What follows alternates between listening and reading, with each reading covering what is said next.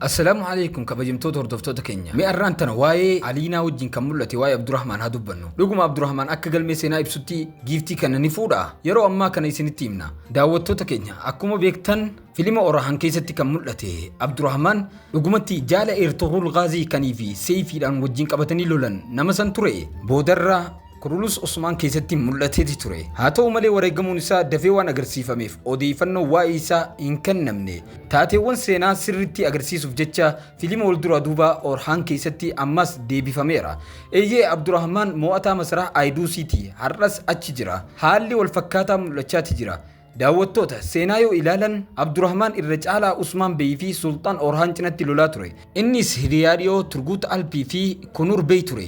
Inni mo'ataa masaraa Aydus yoo ta'u bara 1328 tti qabatee seenaa jaalalaa shamarree Bizaantii waliin taasisuun ni beekama.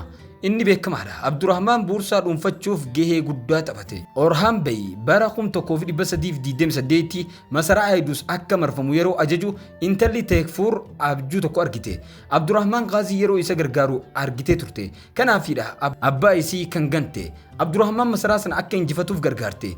Abdurrahman baay'ee bareedaa waan ta'eef giiftiin kun guutumatti hawwata isaatiin booji'amte. Kanaaf boodarra giifti dureewwan kunneen gaafii Orhan Bey wal fuudhan dhugaa dubbachuudhaaf waliin mucaa fi ilma godhatan. Haa ta'u malee yeroo muraasa booda bara 1329 tti Abdurrahman Ghaziin shahiidee ta'uun addunyaa kanarraa boqote. Waa'ee boqonnaawwan dhumaa yoo dubbannu Abdurrahman reefu masaraa Aydus mo'achuuf deeme.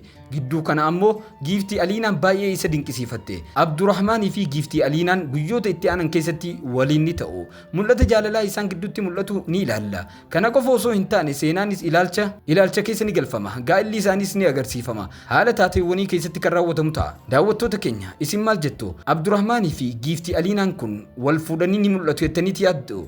Koomentii irratti nu barreessuu hin dagatinaa isin jenna. Kabajamtoota daawwattoota keenya egaa akkuma beektu intalli keenya kanarraa kana fakkaata. Kanaaf viidiyoo keenya kanarraa kana like godhuu hin dagatinaa. Akkasuma yoo chaanaala Oromoo Riikard bakkeedhaaf haaroo taatan subscribe godhachuudhaan mallattoo bilbilaa kana baruudhaan ol irra kaadhaa isin jenna.